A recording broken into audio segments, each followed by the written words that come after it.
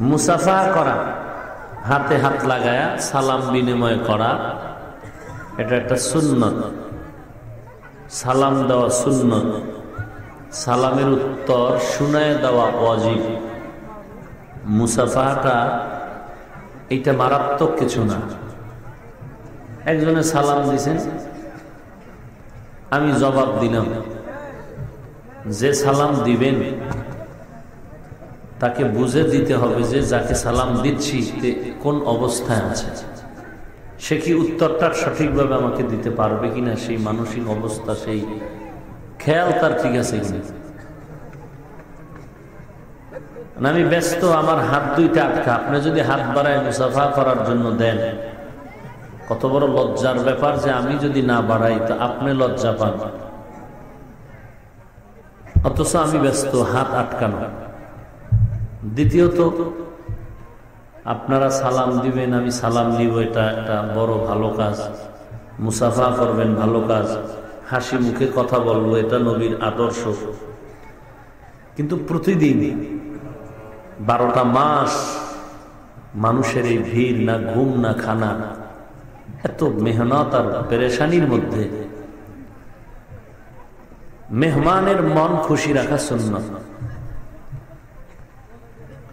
আপনি মুসাফা করবেন আমি চাচ্ছি না, আপনি মুসাফা না করিয়াও আল্লাহর কাছে বললে বরকত পেয়ে যাবেন। খামোখা আপনি মুসাফা করতে গিয়ে আমাকে কষ্ট দিলে তো গুনাহ, কষ্ট দেওয়া হারাম। মুসাফা এটা নবীর একটা সামান্য আমল, কিন্তু কষ্ট দেওয়া তো কবিরা গুনাহ। অতএব আবেগের সাথে যেন মোহাব্বতের বন্ধনে আবদ্ধ হয়ে কষ্ট দিয়ে আমরা বরকত থেকে বঞ্চিত হয়ে না যাই।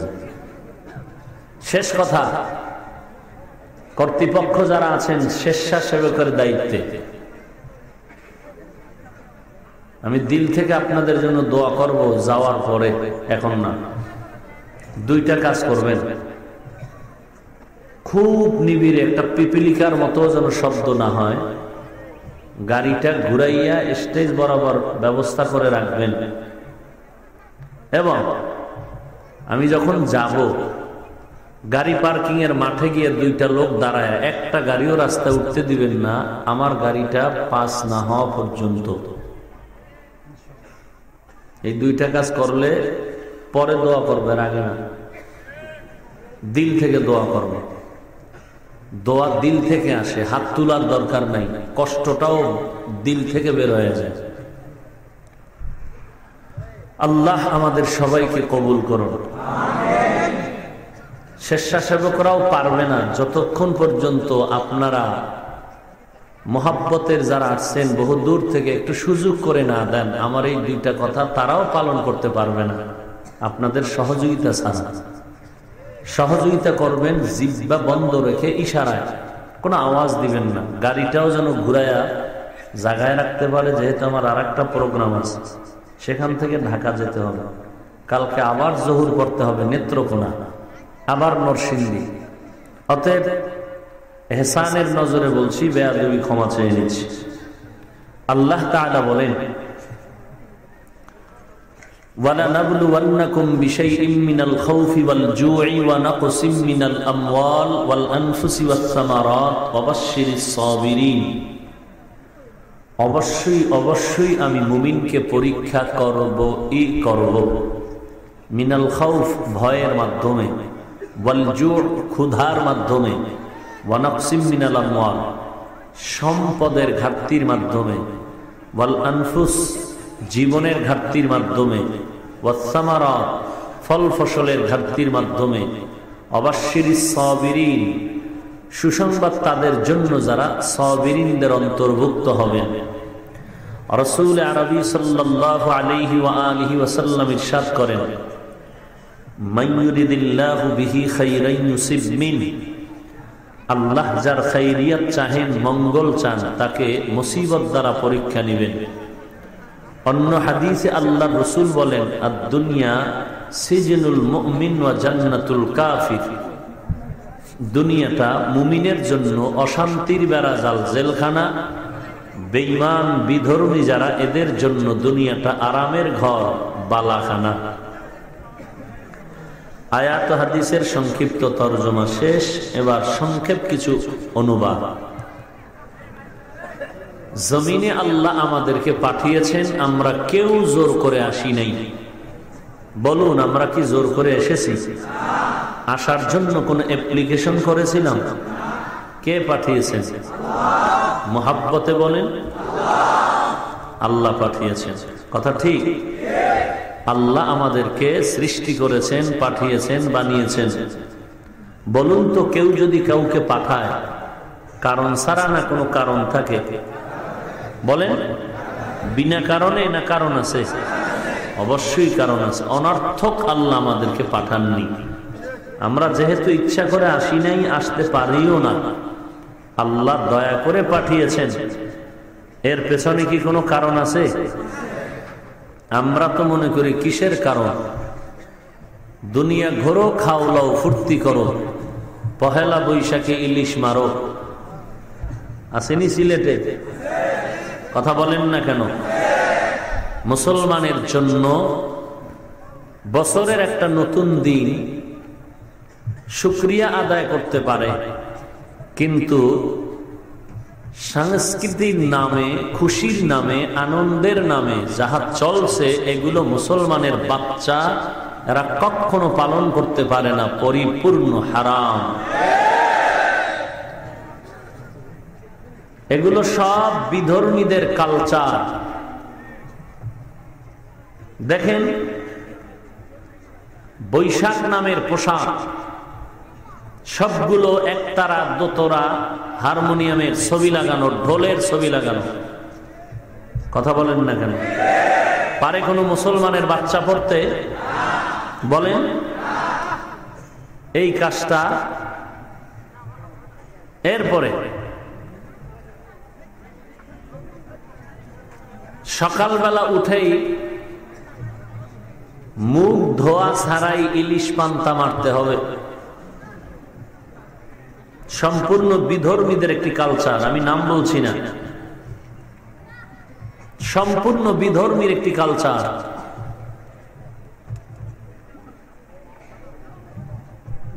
এরপরে দেখবেন বাচ্চারা যে সালোয়ার পরে, দেখছেন? ভালো করে খেয়াল করে দেখবেন, এটা আমার দেশের নাগরিক হিন্দু ভাইরা যে ধুতি পরে তারই সামঞ্জস্য।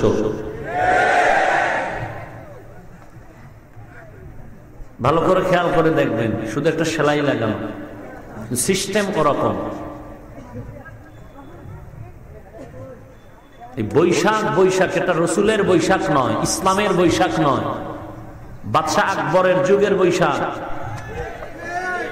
দিল্লির রাজধানীতে যখন তিনি ক্ষমতার চেয়ারে, তখন বৈশাখের নামকরণ করা হয়েছে। বাদশাহ আকবর শুধুমাত্র জমিনের হিসাবকে খাজনা আদায়ের সুবিধার্থে করা হয়েছে। তুমি যদি মুসলমানের বাচ্চা হয়ে বলো বছরের নববর্ষ পালন করব, তাহলে তোমাকে আমি প্রশ্ন করব, মুসলমানের আরবি নববর্ষ পালন করো না কেন? সবগুলো হিন্দুয়ানি কালচার মুসলমানের জন্য চূড়ান্ত ভাবে হারাম।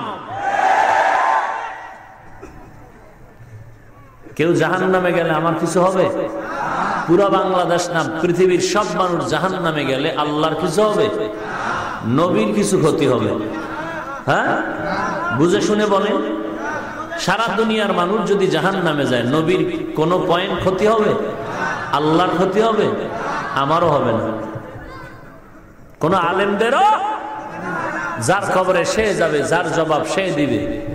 বাকি রইল আপনাকে বুঝানোর দায়িত্ব, শালীন ভাষায়, মহব্বতে। আপনি বুঝলেও আলহামদুলিল্লাহ, না বুঝলেও আলহামদুলিল্লাহ, কিছু করার নাই। কিন্তু আপনার পথের পথিক আপনি চলবেন, আমার পথে আমি। কিন্তু বললাম কিনা এটা আমার দায়িত্বের জবাব দিতে হবে আল্লাহর কাছে। সেই সুবাদে বলে গেলাম, আমার কথাই কি পুরো বৈশাখ বন্ধ হয়ে যাবে? হ্যাঁ, বৈশাখকে কেন্দ্র করে ইলিশ খাও, পান্তা খাও, প্রতিদিন খাও, কেউ নিষেধ নাই, আমিও খাই। ওই দিন রমনার বটমূলে যেতে হবে কেন? বটগাছের তলায় যাবে কেন? বটগাছের তলায় বিধর্মীদের পূজার ঘর। আর ইসলামের নামের বন্ড যারা, ওরা বটগাছের তলায় যায়, মারেফতের সম্রাট। বটগাছে যেমন জট, ওদের চুলের মধ্যে জট, গায়ে সালার চট, দুহাটে গাঞ্জার পট। এরা দাবি করে আমরা মারেফতের সম্রাট। এরা টাটকা ইহুদির টাটকা দালাল। ইলিশ মাছ দিয়া 1000 কোটি বার খানা খাও, বরকত, আল্লাহর দেওয়া নেয়ামত। কিন্তু রমনা কেন, বটমূলে কেন, ওই দিন কেন? ওই দিন বৈশাখ মনে করে একটা ডিমবাজি খাওয়াবো, হারাম। দায়িত্বটুকু আদায় করে দিলাম। দোয়া করি আল্লাহর কাছে, আল্লাহ গুনাহের থেকে আমাকে, গোটা জাতিকে কুদরতের হাতে হেফাজত করুন।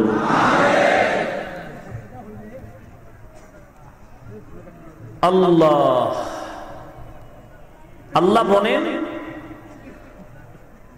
আমি মানুষকে পাঠিয়েছি বিনা কারণে নয়।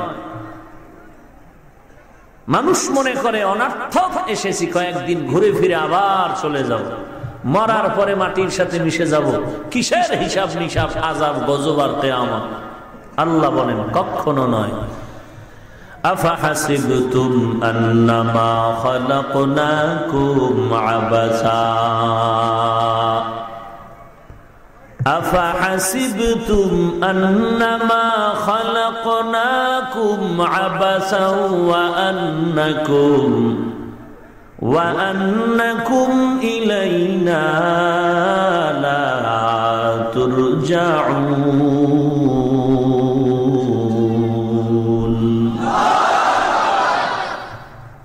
এরে মানুষ, কি ধারণা করেছো তোমাদেরকে আমি আল্লাহ অনর্থক তৈরি করেছি? প্রশ্নবোধক আওয়াজ বলে না, তোমাদের আমি অনর্থক সৃষ্টি করি নাই। তোমরা এটাও কি ধারণা করেছো আর আমার দরবারে আসতে হবে না? প্রশ্নবোধক চিহ্ন বলে না, আসতেই হবে একদিন আগে। আর কথা বলেন না কেন? মরণ থেকে যতই পালাও, মরণ তোমায় নিবে ঘিরি। যদিও সুদূর আকাশ পানে লুকাও, সেথায় লাগিয়ে সিঁড়ি। নদী পথে নৌকা চালাও, ও মাঝি ভাই, বেলা ডোবার আগে আমি উপার উঠতে চাই। ডুবে গেলে বেলা রে আর উঠে না, ভেঙে গেলে মেলার আর জমে না। এরে নবীর উম্মতের দল, এই জমিনে তুমি কিসের বাহাদুরি করো? তোমার থেকে 1000 কোটি গুণ বাহাদুর ছিল নমরুদ, হামান, কারুন, ফেরাউন। কোটি টাকার মালিক দেখো, অভাব হয় না দূর। গরিব ঘুমায় আরাম করে, মনটা বাহাদুর। ফেরাউনের লাশটা দেখো, মিশর জাদু ঘরে। খায় না মাটি, পোকা মাছি সবাই ঘৃণা করে। হৃদয় থাকিবে যার নম্রতা সাদা, রহমত আসিবে সেটা প্রভুর ওয়াদা। বড়র বড়াই থাকলে দিলে রহমত আসবে না, নিজেকে নিজে ছোট মনে করিও সাদা। উঁচু জমিন থেকে পানি নিচু জমিনে যায়, তেমনি খোদার রহমত আসে নম্রতার হৃদয়। ভোগবিলাসের বাড়ি গাড়ি পরে রবে সব, ভোগবিলাসের বাড়ি গাড়ি পরে রবে সব। থাকতে সময় স্মরণ করো আল্লাহ আমার রব, থাকতে সময় স্মরণ করো আল্লাহ আমার রব। কে আমাদের রব? আরো মহাব্বতে বলেন, ইন্নাল্লাযীনা ক্বালু রাব্বুনাল্লাহু সুম্মা ইসতাকামু ফালা খাউফুন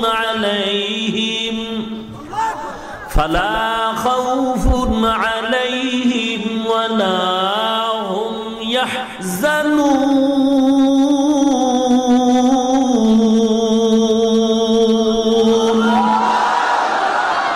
मगर तवक्कुल मिकुनी हर सुबह शाम मेरा सानत रस्क़े तू अज़ला मकाम जुज़्बा हक़ चीज़े मखाज़ इंसो जा फज़ले उ आमस्ते दर जुमला जहां।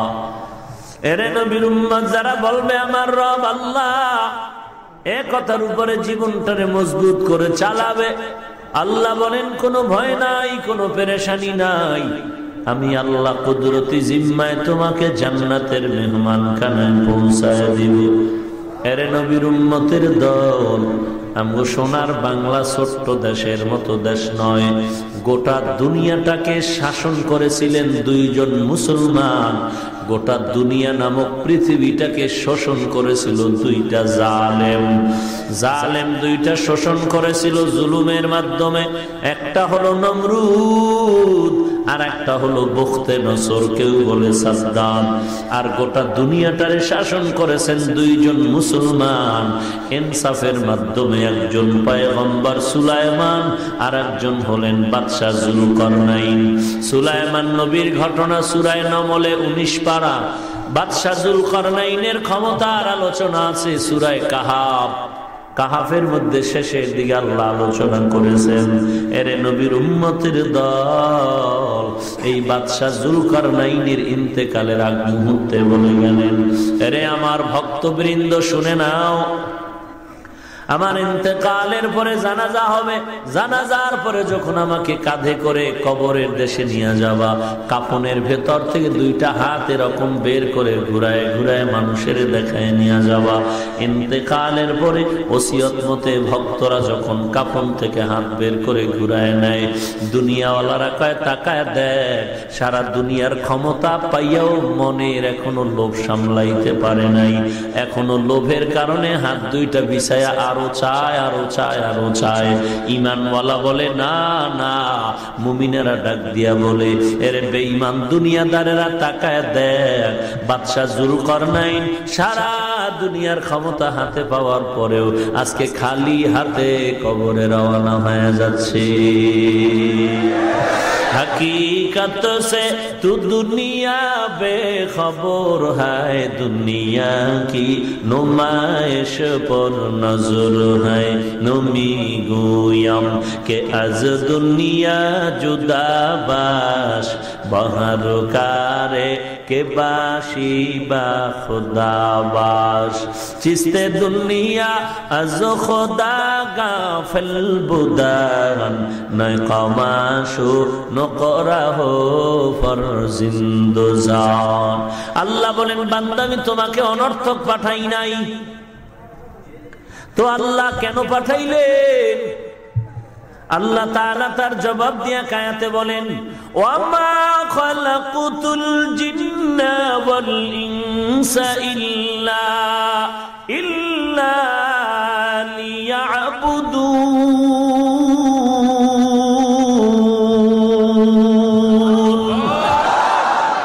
খালাকুতুল জিন্না ওয়াল ইনসি বেখা জুজ ইবাদত নিস্তে মাকসুদ আজহা।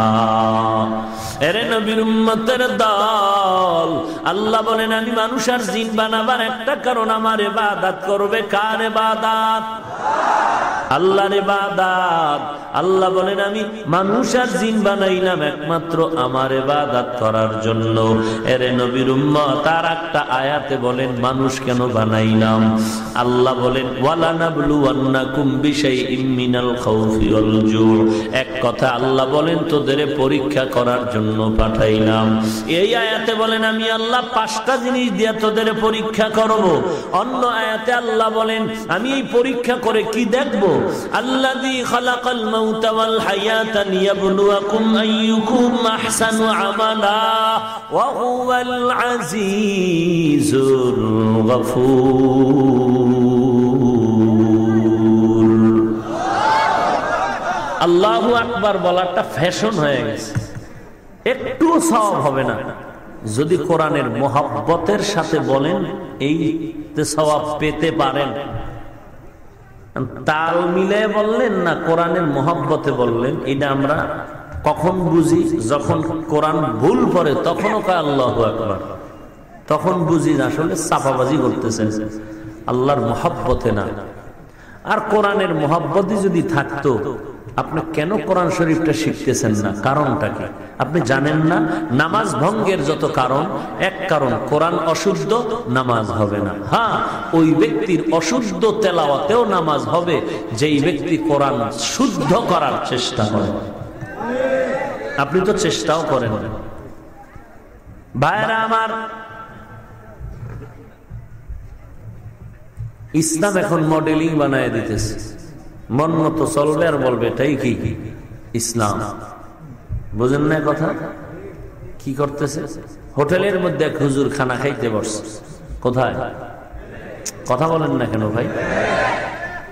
পাশে কিছু ভদ্রলোকও কি আছে না? ভদ্রলোক আচ্ছা, হুজুর খানা খাচ্ছেন। খানার শেষে হুজুর প্লেটটা চেটে চেটে আঙ্গুল দিয়ে খাচ্ছেন। নবীর সুন্নত। কার সুন্নত? ভদ্রলোক বলে সি সি সি সি সি সি, কত হাজার বছর বোধহয় না খাওয়া। থার্ড ক্লাসের বিলেও তো এরকম চাটে না। কি চাটা চাটতেছে? এ ভাই, আবারও কথা বলতেছে। আমি কি কিছুক্ষণ চুপ থাকবো? আপনাদের কোনো জরুরত আছে?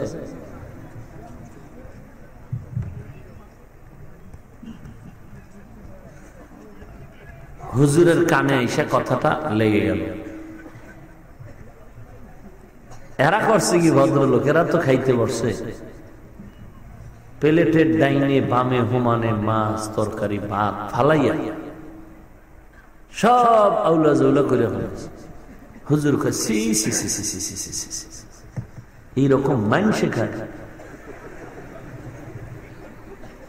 আমগো এলাকার কুকুরেও তো একটু মোটামুটি সাইজ করে খায়।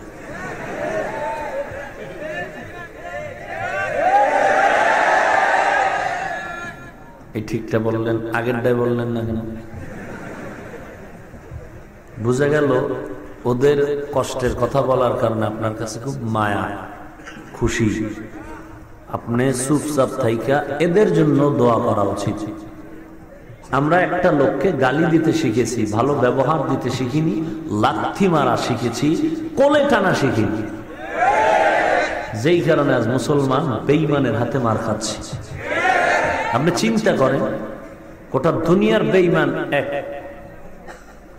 যে কোনো ব্যাপারে ইসলাম ধ্বংস করো, মাদ্রাসা ধ্বংস করো, সবাই এক। কথা বুঝেন নাই? নিউজিল্যান্ডে মসজিদে নামাজরত হালাতে হামলা হলো। পত্রিকায় কি আসলো, মিডিয়ায় কি বলল?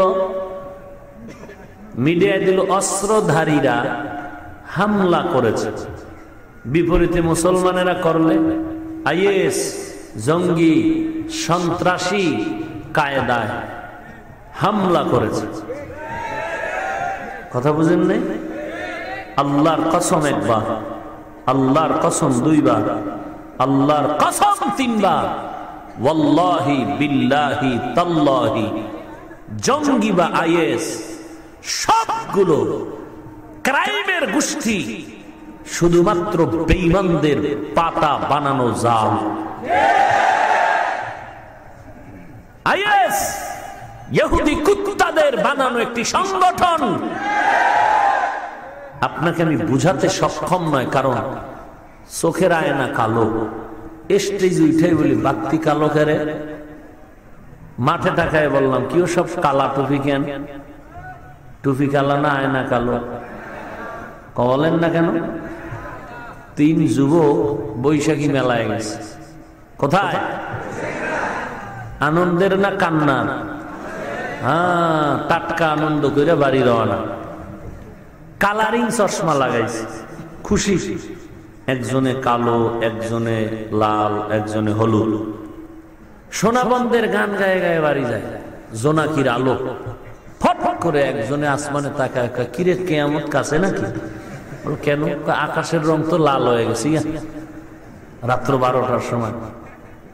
তো হলুদ এলাকা সব বেটা মিথ্যাবাদী, ধোঁকাবাজ। বলে কেন? বল আকাশের রং হলুদ। বাকি রইল কয়জন?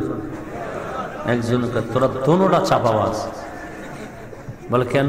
আকাশের রং কি কালো। ভুল হইলে একজন আর হইতে পারে, আমরা দোনোটা ভুল। তোর দরে দর। এখন মোহাব্বতে কিলেখিলি শুরু হয়ে গেছে।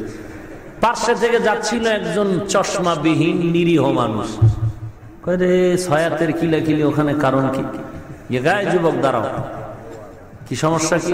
কাঁচা আপনি সুন্দর একটি নিরপেক্ষ সমাধান দেন। বলে কি সমস্যা বলবো? বলে একজনে কয় আসমানের রং কালো, কেউ বলে হলুদ, কেউ বলে লাল। কাঠটা ঠিক? চাচা সরল মনে করে একটাও ঠিক নেই।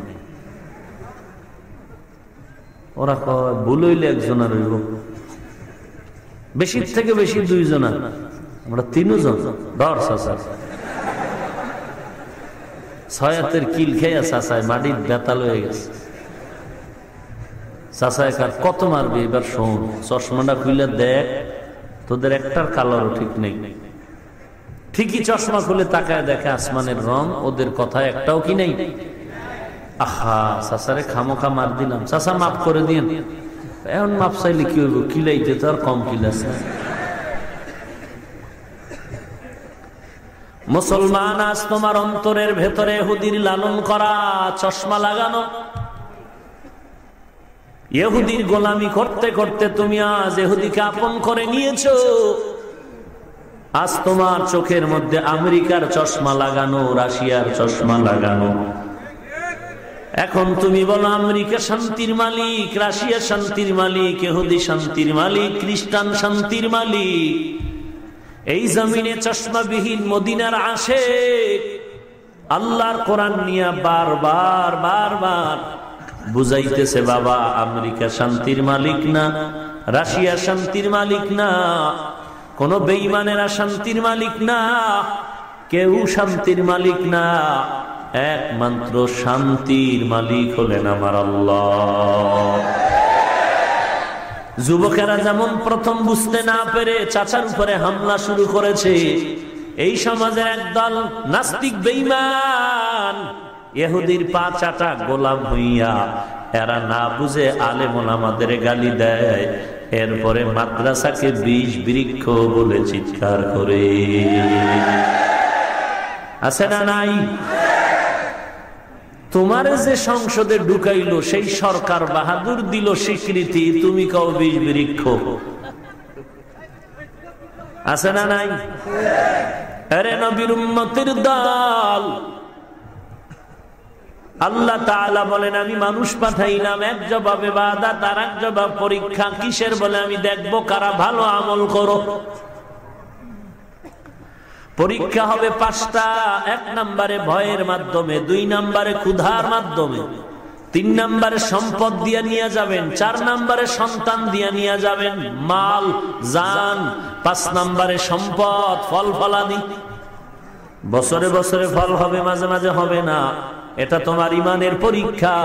এই পরীক্ষায় যদি পাশ করতে চাও একটা পুঁজি লাগবে, যেই পুঁজি না থাকলে পাশ করা যাবে না। ওই পুঁজির নাম হলো একমাত্র ধৈর্য। ধৈর্য বড় দামি একটি সম্পদ। আল্লাহ তাআলা বলেন হাসরের ময়দানে ধৈর্য ধারণকারীরা বিনা হিসাবে জান্নাতি। আরো আস্তে করে বলেন, ইন্নামা ইউওয়াফাস সাবিরুনা আজরাহুম, ইন্নামা ইউওয়াফাস সাবিরুনা আজরাহুম বিগাইরি হিসাব।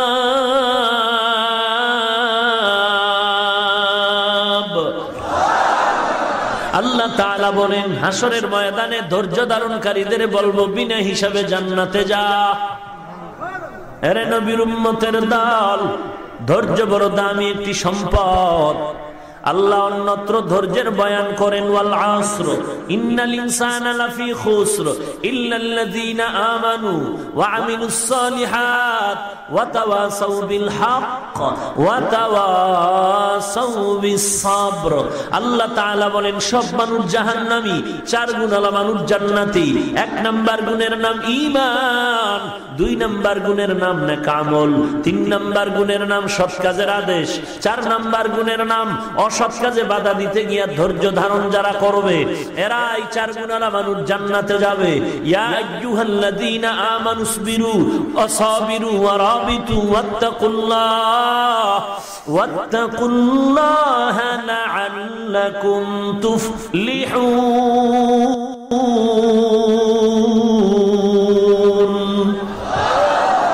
আল্লাহ বলেন ধৈর্য ধারণ করো, ধৈর্যের উপরে মজবুত থাকো, এরপরে এর উপরে মজবুত হয়ে জীবনটা চালাও, তাহলেই বান্দা তুমি কামিয়াবির দরজায় পৌঁছবে। ধৈর্য বড় দামি একটি সম্পদ, ধৈর্য ধারণ করো। ইয়া আইয়ুহাল্লাযীনা আমানুসবিরু ওয়াসাবিরু ওয়া রাবিতু ইয়া আইয়ুহাল্লাযীনা আমানুস্তাঈনু বিসসাবরি ওয়াসসালাহ ইন্নাল্লাহা মা'আস সাবিরিন। আল্লাহর কাছে সাহায্য চাও ধৈর্য আর নামাজের মাধ্যমে। এরে আল্লাহর বান্দা বারবার ধৈর্যের বয়ান, ধৈর্যের দৃষ্টান্ত কায়েম করলেন রাহমাতুল লিল আলামিন, ধৈর্যের দৃষ্টান্ত কায়েম করলেন আইয়ুব আলাইহিস সালাম, ধৈর্যের দৃষ্টান্ত কায়েম করলেন ইব্রাহিম নবী আর সন্তান ইসমাঈল। বাবার হাতে ছুরি, সন্তানের জবাই দিবে। মিনা বাজারে গিয়া যখন হাজির হয়ে গেলে বাবায় ডাক দিয়া বলে, এই ইসমাঈল, 6 বছর রাখলাম মক্কার জংলায়, কি তোমার মন হালাত? ইন্নী আরা ফিল মানাম আন্নী আযবাহুকা ফানজুর মাযা তারা। এই সন্তান, ঘুমের মধ্যে দেখলাম তোরে জবাই করি, বল তোর কি মত? 6 বছরের সন্তান ইসমাঈল আর 1 সেকেন্ড দেরি না করে জাগাত জবাব দিয়া দিলেন, ইয়া আবাতিফ আল মা তুমার সাতাজিদুনি ইনশাআল্লাহ সাতাজিদুনি ইনশাআল্লাহু মিনাস সাবিরিন।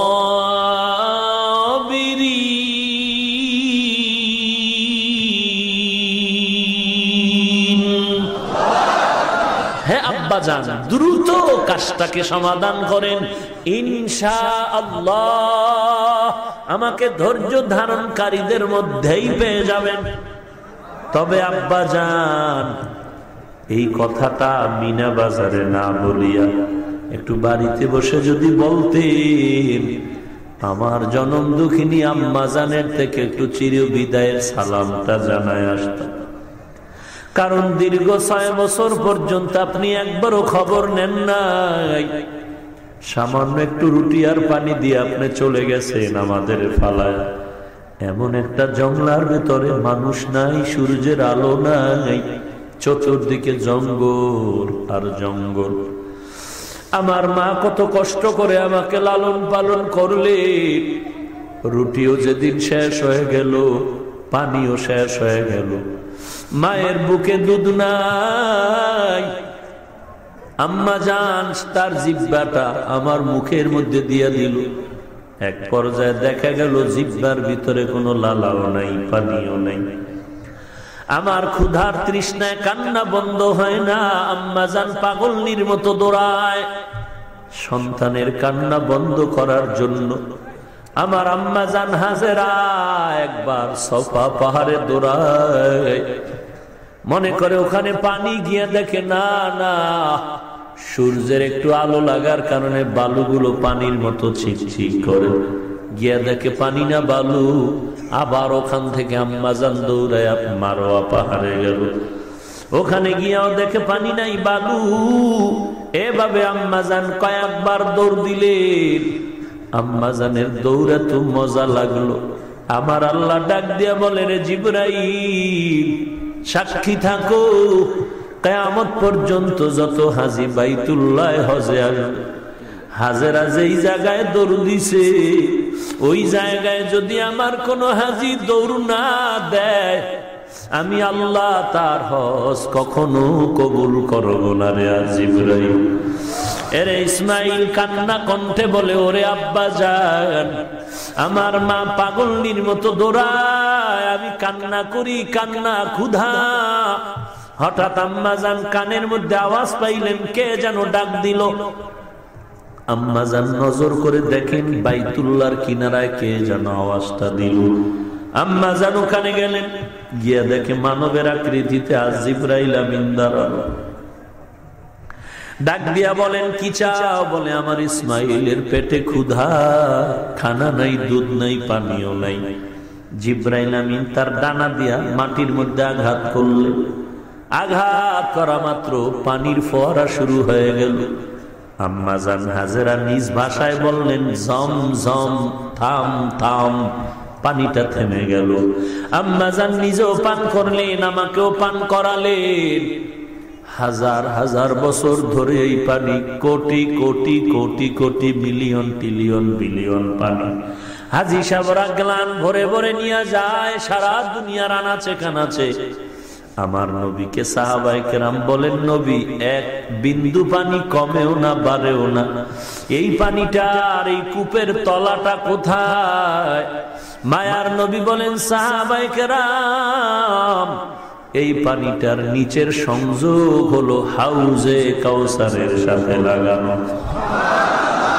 এরে নবীর উম্মত ইসমাইল বলে, আব্বা জান, আমাকে আপনি তাড়াতাড়ি জবাই করেন, তবে আম্মা জানের একটু বলতে পারলে তো মনটা খুশি হইতো। আমার আম্মা জানের বলতে পারি নাই, দুঃখ শেষ। তবে আমাকে জবাই দিয়ে যখন আপনি বাড়ি যাবেন, আমার মা যদি দেখে ইসমাইল আপনার সাথে নাই, আমার আম্মা জান বিরহের বেদনায় হয়তো কান্না করতে পারে। আমার মা কান্না করলে আপনি রাগ করবেন না। আমি ইসমাইলের পক্ষ থেকে সালাম। আর আম্মাকে বলবেন দোয়া করার জন্য, আর বলবেন সন্তান তো চিরদিন জমিনে বেঁচে থাকে না। হাসরের দিন ইসমাইলের সাথে মোলাকাত হয়ে যাবে, এই কথা বলে আর ইসমাইলের চোখে পানি। ইব্রাহিম নবীও সন্তানের কথা শুই না চোখের পানি ধরে রাখতে পারেন।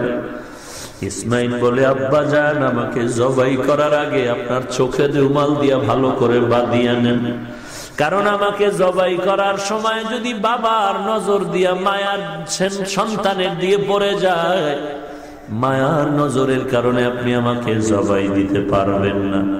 আব্বা জান, আমার হাতে পায়ে রশি দিয়া ভালো করে বেঁধে নেন, কারণ জবাইয়ের সময় যদি আমার হাতে পায়ের নড়াচড়া আপনার শরীর স্পর্শ হয়, বেয়াদবি হবে, আল্লাহ বেজার হয়ে যাবে। এরে নবীর উম্মতের দল, ইসমাইলকে এভাবে শোয়ায় দিলেন, ছুরিটা চালাবে। আল্লাহ বলেন, ছুরি খবরদার, আমার ইসমাইলের বিন্দু থেকে যেন বিন্দু ক্ষতি না হয়। ছুরি চলছে, পশমও কাটে না। ইব্রাহিম নবী ছুরির পরীক্ষা করে আবার রেডি হয়ে গেলেন, আবার শুয়ে পড়। এবার পাক্কা নিয়ত, রক্ত হাতে না লাগা পর্যন্ত আর আমি ছাড়ব না। যখন এই নিয়ত করে ইসমাইলকে শোয়া দিয়া বাবায় ছুরি চালাবে, আমার আল্লাহ তো সব কুদরতের ক্ষমতায় জেনে নিলেন। যখন ছুরিটা চালাবে, আল্লাহ বলে, জিবরাইল, তাড়াতাড়ি জান্নাত থেকে একটা দুম্বা নিয়ে ইসমাইলের সরায়া ছুরির নিচে দিয়া দাও।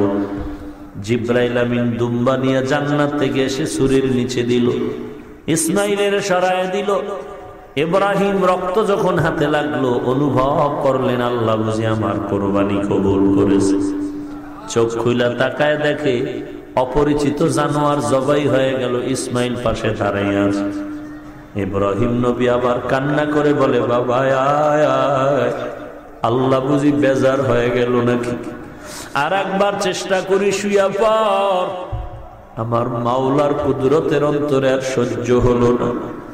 আল্লাহ তাড়াতাড়ি আয়াত নাজিল করে ওহী নাজিল করে বলেন ওয়ানাদাইনাহু আইয়া ইব্রাহিম কদ সাদ্দাকতার রুইয়া ইন্না কাযালিকা নাজজিল মুহসিনিন।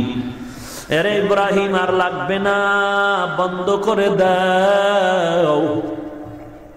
আমি চাই না বাবা সন্তানের জবাই করে দিন, আমি আল্লাহ চাইছি তোমাদের দিলের কি মুহাব্বত। সন্তানের কি বেশি মায়া করো নাকি সন্তানের থেকে আমি আল্লাহকে বেশি মায়া করো? এইটা আমি পরীক্ষা করার জন্য এই হুকুমটা দিয়েছিলাম। তাড়াতাড়ি ইসমাইলের নিয়ে মায়ের কোলে ফিরায়া দাও। মা কান্না করে ইসমাইলের জন্য। আর বিদায় বেলা মালিকের দাওয়াতে এসে কিছু হাদিয়া নেওয়া দরকার। আমি আল্লাহর পক্ষ থেকে এই গোশতগুলো হাজেরার কাছে হাদিয়া দিয়ে দাও। ওয়াফাদাইনাহু বিযিবহিন আযীম, ফিদিয়া বড় দামি হাদিয়া হাজেরার কাছে দিয়া দাও। আল্লাহ তাআলা বলেন এই 5টা পরীক্ষায় পাশ করার জন্য পুঁজি লাগবে ধৈর্য। ধৈর্য না থাকলে ইব্রাহিমও পাশ করবে না, ধৈর্য না থাকলে ইসমাইলও ছুরির নিচে আসা অসম্ভব। এরে নবীর উম্মতের দল, আল্লাহর পথে চলতে গেলে কত বাধা, কত গালি, কত অপবাদ। ধৈর্য হারায় যাওয়া যাবে না রে বাবা, বরং তাদের হেদায়েতের দোয়া করে দাও। আল্লাহর মহব্বত নিয়ে কান্না করে তওবা করে নাও। কত শয়তানের ধোকায় পড়ে অন্যায় করেছি রে আল্লাহ, তুমি মাফ করে দাও। জীবনে কত নামাজ ছাড়লাম রে আল্লাহ, আজকে থেকে তওবা করো রে যুবক। কেন তুমি পারবা না? তোমার মতো যুবক স্কুলে কলেজে পড়ে 1 ওয়াক্ত নামাজ বাদ দেয় না, তুমি কেন পারবা না? তোমার মতো যুবক RAB, army, police, BDR, SP, DCIG, উকিল, ব্যারিস্টার নামাজ বাদ দেয় না, তুমি কেন পারবা না? তোমার মতো যুবক কোটি টাকার ব্যবসা করে 1 টাকাও হারাম খায় না, বলো তুমি কেন পারবা না? তোমার মতো যুবক ড্রাইভারি করে নামাজ ছাড়ে না, তোমার মতো যুবক কৃষি কাজ করে, শ্রমিকের কাজ করে, নামাজ বাদ দেয় না, তুমি কেন পারবা না?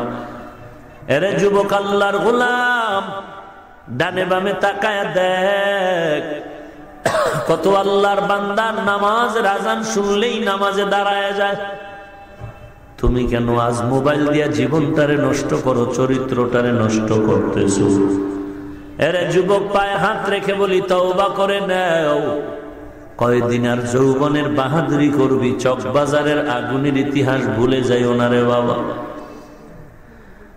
আগুনের সামনে মা বাবা ভাই বোন সব পরিবার সন্তান, ফ্ল্যাটের ভিতরে চতুর্দিকে আগুন। মা তাকায় দেখে সন্তান আগুনে পড়ে যায়, কিছু বলার নাই, নিজের গায়ে আগুন জ্বলতেছে। সন্তান তাকায় দেখে মা আগুনে পুড়িয়া যায়, কিছু বলতে পারে না, নিজেরও আগুন। কিছু লোক গেল সহযোগিতার জন্য, গিয়া দেখে না আগুনে তো তাপ, সামনে আগানো যায় না। আইসা বলে হুজুর এত করুণ ইতিহাস, মনে হয় যেন ছোটখাটো একটা কিয়ামতের মতো দেখলাম। আগুনের তাপে কাছে যেতে পারি না, কিন্তু তাকায় দেখতেছি আগুনের মধ্যে কত আল্লাহর গোলামরা পুড়িয়া যায়, আর বলে বাঁচাও বাঁচাও বাঁচাও বলে আওয়াজ। এরে আল্লাহর বান্দা, কয়দিন বাহাদুরি করবি?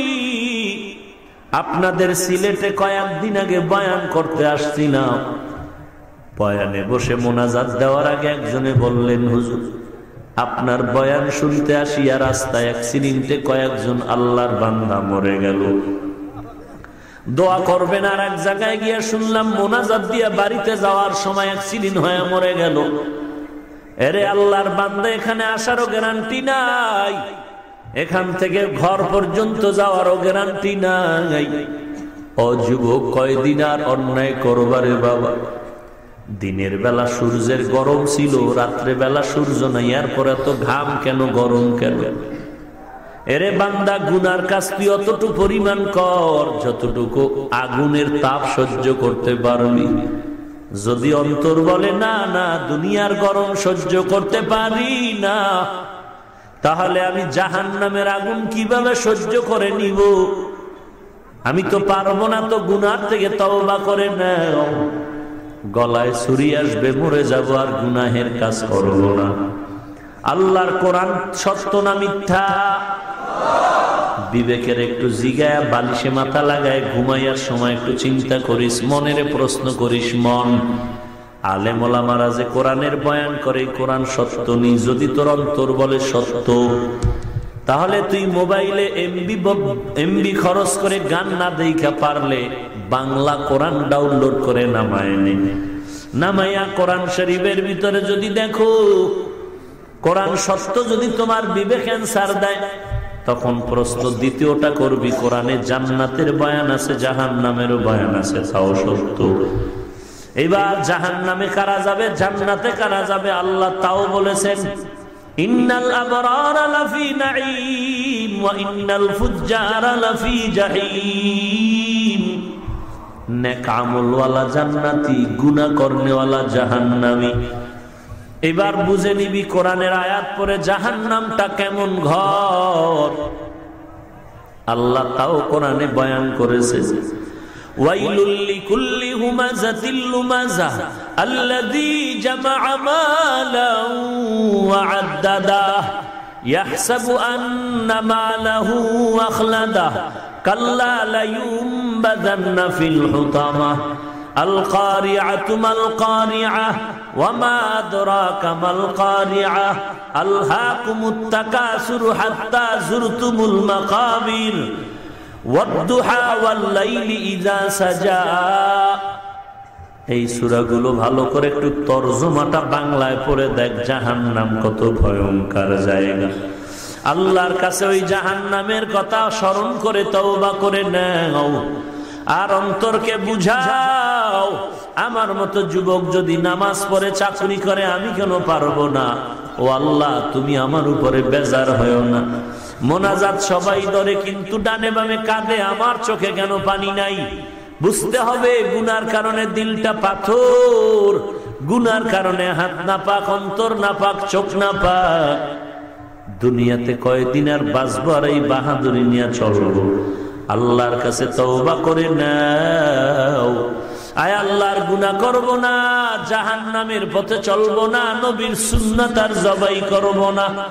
ও আল্লাহ, খাঁটি অন্তরে তওবা করে নিলাম। গলায় ছুরি আসবে, মরে যাব, চাকরি চলে যাবে, আফসোস নাই, নবীরে কাঁদাবো না, সুন্নাত জবাই করব না। সবার কপালে হেদায়েত আসবে না, তওবাও নসিব হবে না। আল্লাহ যাদের কবুল করবেন তারাই পারবে রে যুবক। অনুরোধ করে বলি, তওবা করো, কবরের চিন্তা করে আল্লাহর কাছে তওবা যদি করার নিয়ত করো। আল্লাহর মুহাব্বতে আর নামাজ ছাড়বো না, বেপরদায় চলবো না, আলেম ওলামাদের সোহবত ছাড়বো না। তওবা করার যদি খাঁটি নিয়ত হয়, খাঁটি নিয়তে দুটো হাত আল্লাহকে দেখায় দাও। আয় আল্লাহ, আমরা তওবার নিয়তে হাত তুলেছি, কবুল করে নেন। তওবার উপরে মজবুত হয়ে চলার তৌফিক দান করেন আল্লাহ। আয় আল্লাহ, গুনাহমুক্ত জিন্দেগি দান করেন। নবীজির সুন্নতের আমলের আগ্রহ বাড়ায় দেন, গুনাহের প্রতি ঘৃণা জমায় দেন। আমিন। আলহামদুলিল্লাহি রাব্বিল আলামিন। ওয়াসসালাতু ওয়াসসালামু